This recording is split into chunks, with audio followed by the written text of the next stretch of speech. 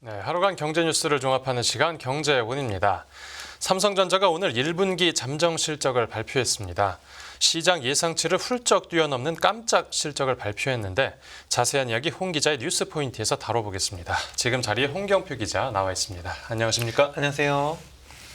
네, 오늘 모든 금융시장 관심이 한 곳으로 집중됐죠. 네, 이달 들어서 이제 기업들의 실적 발표 시즌이 시작이 되는데요.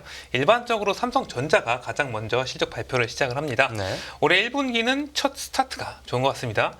이 삼성전자는 올해 1분기 영업이익이 6조 6천억 원으로 전년 동기보다 무려 931% 증가했다고 밝혔습니다. 네네. 이는 작년 이제 삼성전자의 영업이익 전체보다 많은 수준인데요. 이번 실적은 증권사 전망치를 20% 이상 웃돌았습니다. 삼성전자가 어닝 서프라이즈를 달성한 것이죠. 이 경제금융 언론사 연합인포맥스가 증권사 실적 전망치를 집계한 결과 삼성전자 1분기 영업이익은 5조 4천억 원으로 집계가 됐는데 네. 이번에 이를 1조 원 이상 넘긴 것입니다. 삼성전자의 올해 1분기 매출도 71조 원으로 전년 동기 대비 11%가 증가했습니다. 3개월 동안 번 돈이 네. 작년 1년 동안 번 돈보다 많았다는 건데 네. 이렇게 실적이 잘 나올 거라고 예상은 했었는데 네. 실제 성적표가 그 예상치를 생각보다 많이 뛰어넘은 특별한 이유가 있었을까요? 역시 반도체 봄이 온 것이 가장 큰 이유라고 할 수가 있겠는데요. 예. 이 삼성전자가 이번에 발표한 실적은 잠정 실적이고 이 사업부별 실적은 올해 이달 이제 30일에 공개가 됩니다.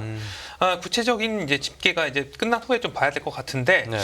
그래도 이제 영업이익 수치 지금 나온 것과 시장 분위기를 봤을 때 드디어 이제 1분기 반도체 분기 영업이익이 흑자로 전환한 것으로 보여요. 증권 업계에서는 삼성전자의 반도체 사업을 담당하는 디바이스 솔루션 부문이 이제 1천억 원에서 1조 원의 영업이익을 낸 것으로 보고 있습니다. 이 삼성전자 반도체 부문은 전방 수요 부진과 반도체 겨울에 작년 1분기부터 계속해서 영업 적자를 냈어요. 네. 작년 적자만 14조 8천억 원에 달했는데요. 이번에 5분기 만에 흑자 전환한 것으로 보입니다. 감산으로 D램과 낸드 플래시 메모리의 가격이 상승하는 가운데 고부가 가치 제품 중심 판매에 이제 주력한 결과 이제 주력인 메모리 사업이 이 반도체 부분 전체 흑자 전환을 이끈 것으로 보이고요. 올해 1분기 D램과 낸드 플래시 메모리 모두 생산량은 줄었는데 이 수급이 개선되면서 평균 판매 단가가 상승해서 반도체 업계의 수익성이 개선되고 있는 상황입니다. 네. 이 정도 깜짝 실적이면 반도체만 좋았을 리는 없을 테고 그렇죠. 스마트폰 같은 다른 사업부 성적도 괜찮게 예상되고 있습니까? 네, 아까 이야기 드린 대로 사업부별 구체적 수치는 이제 이달 30일 날 발표가 되는데요. 시장에서는 반도체뿐만 아니라 스마트폰을 담당하는 모바일 사업부도 실적이 개선돼서 깜짝 실적에 영향을 준 것으로 좀 보입니다. 네. 모바일 사업부도 1분기 3조 7천억 원에서 4조 원 가까운 흑자를 낸 것으로 보이고요. 올해 1월 말 이제 출시된 AI 이제 스마트폰 갤럭시 24 시리즈 판매가 실적을 끌어올렸습니다. 갤럭시 S24 시리즈는 세계 주요 지역에서 역대 S 시리즈 이제 사전 예약 판매 신기록을 갈아치우는 등 초기 흥행에는 상당히 성공했다. 뭐 이런 평가를 받습니다. 네. 그리고 스마트폰 라인업의 체질 개선도 어떤 실적 개선의 또 요인 중에 하나라고 볼 수가 있겠는데요. 라인업 체질 개선이요? 네, 이 삼성전자가 작년에 13년 만에 스마트폰 1위 자리에서 내려오긴 했습니다. 그래서 이제 수익성을 높이기 위해서 이제 프리미엄 모델 비중을 이제 높였어요. 네네. 질적 측면을 강조한 것이죠. 이 업계에서는 이 1분기 이제 삼성전자 스마트폰 평균 판매 단가가 전분기 대비 한 30% 올라서 한 330에서 340달러 수준으로 보고 있는데 네. 그만큼 이제 수익성이 좀 개선됐다. 좀 비싼 걸 많이 팔았다 이렇게 보이는 것이죠. 네. 그리고요. 네. 그리고 모바일 사업뿐만 아니라 작년 4분기 영업 손실 이제 500억 원을 냈던 영상 디스플레이 생활 가전 사업부도 이제 프리미엄 TV하고 이제 고부가 가전 확대 판매 등으로 수익성이 소폭 개선된 것으로 보입니다. 그래서 시장에서는 한 3천억 원 안팎의 영업이익을 예상을 또 했고요. 네. 1분기 확정 실적을 확인해봐야 알겠지만 네. 이 잠정 실적에서 크게 달라질 것 같지는 않은데 이제 2분기 이후의 실적 전망은 어떻게 됩니까? 네, 시장에서는 이 삼성전자의 실적 이번 개선세가 당분간 좀 이어질 것이다. 이렇게 좀 보고 있습니다. 네. 반도체 턴어라운드가 본격화할 것으로 예상이 되기 때문인데요. D램 판매 가격 같은 경우를 보면 이제 수요 회복에 2분기에도 한 3에서 8%가량 오를 것으로 예상이 되고 있고요. 네. 낸드 플래시 메모리도 2분기에 13%에서 18%가량 또 오를 것으로 전망이 되고 있어요.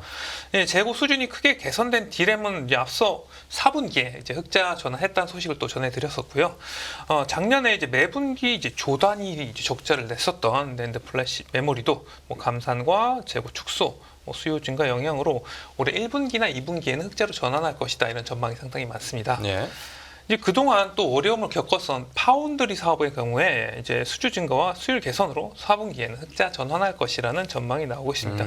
그래서 삼성전자 올해 영업이익이 뭐 30조 원을 넘어서 34조 원에 달할 것이다, 이런 시장 예상도 나오고 있고. 네, 뭐 꽃길만 걸을 네. 거라는 이제 전망이 나오고 있다라는 건데, 네. 앞에서 잠깐 인공지능 스마트폰이 언급됐는데 네. 이 최근 인공지능 열풍이 앞으로도 계속 삼성전자 실적에 긍정적으로 작용하는 측면이 있겠죠. 네, 맞습니다. 생성형 AI 시장이 날로 커지는 가운데 이제 글로벌 빅테크 기업들이 앞서서 이제 AI 전용 데이터 센터 구축에 나서는 등 AI 반도체 수요 증가가 삼성전자 실적 개선을 이끌 것이라는 전망이 상당히 많이 나오고 있어요. 예. 글로벌 산업 전체의 패러다임이 3년 이내에 AI로 좀 전환될 가능성이 높아서 AI 반도체 수요가 뭐 당분 한 3년 동안은 또 급증할 것이다, 이런 전망도 제기가 되고 있고요. 경제 전문가들은 AI 확산에 따라서 우리나라가 이제 강점이 있는 고대역폭 메모리 HBM 수요가 대폭 증가할 것이라면서 뭐 반도체 장기 호황 시나리오도 가능하다, 뭐 이런 전망을 내놓기도 했습니다. 네. AI 서비스 확대에 힘입어서 그 그래픽 처리 장치, GPU 등 이제 AI 반도체 출하량이 이제 급증을 하면서 GPU의 짝꿍인 HBM 이 시장은 함께 고속 성장할 것이다, 이런 분석도 상당히 많이 나오고 있고요. HBM이면 고대역폭 메모리죠? 그렇죠. 네. 네. 그래서 이 고대역폭 메모리 HBM 경쟁에서 뭐 SK 하이닉스에 좀 뒤지고 있다, 뭐 이런 평가를 받는 이제 삼성전자는 업계 최초로 D램 칩을 이제 12단까지 쌓은 이제 HBM3E 개발에 성공했다면서 이를 올해 상반기 또 양산할 예정이라고 밝히기도 했고요. 그리고 또 최근에 엔비디아가 삼성전자 HBM을 또 테스트하고 있다, 이렇게 젠슨왕 CEO가 밝혔기 때문에 네.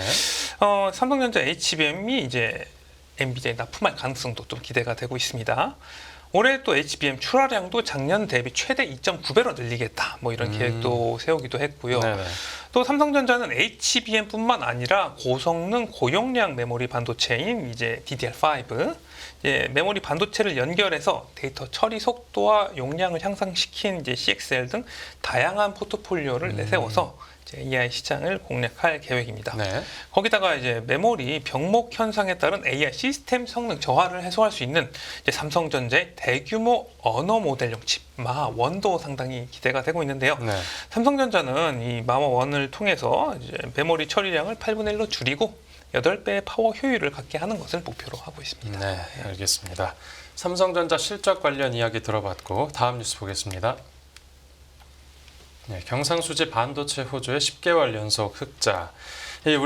우리나라 경상수지가 호조세를 이어갔다고요? 맞습니다. 우리나라가 경상수지 흑자를 10개월 연속 달성했습니다. 네.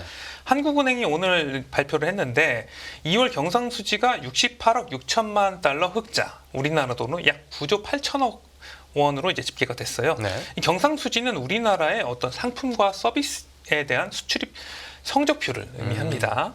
작년 5월 이후에 10달째 흑자고요. 이제 흑자 규모 자체도 1월에 30억 5천만 달러에서 지금 2배 이상 커진 것이죠. 네네. 뭐 경상수지는 크게 나눠보면 상품 수지와 서비스 수지로 이제 나눌 수가 있는데요.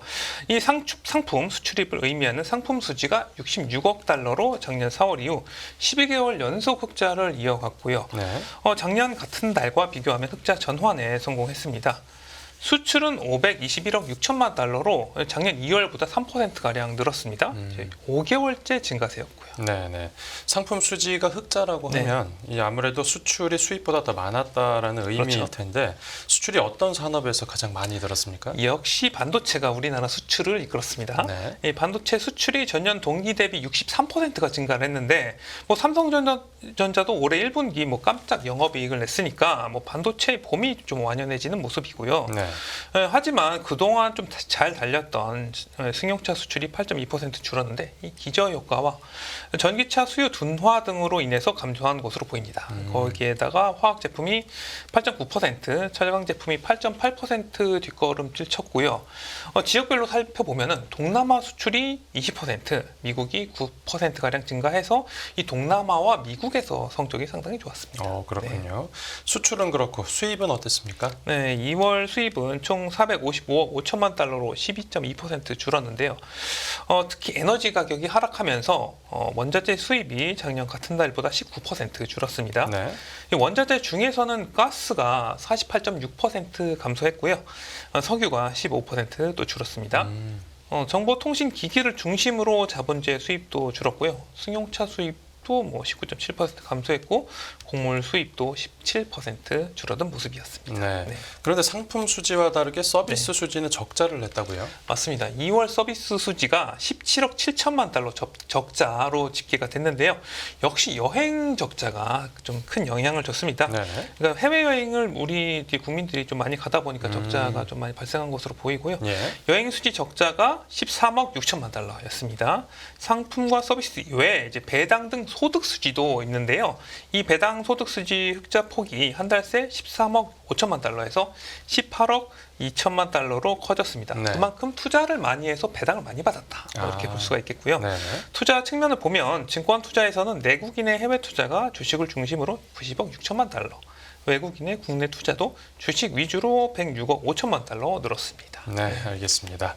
오늘 뉴스 포인트는 여기서 정리하겠습니다. 잘 들었습니다. 감사합니다.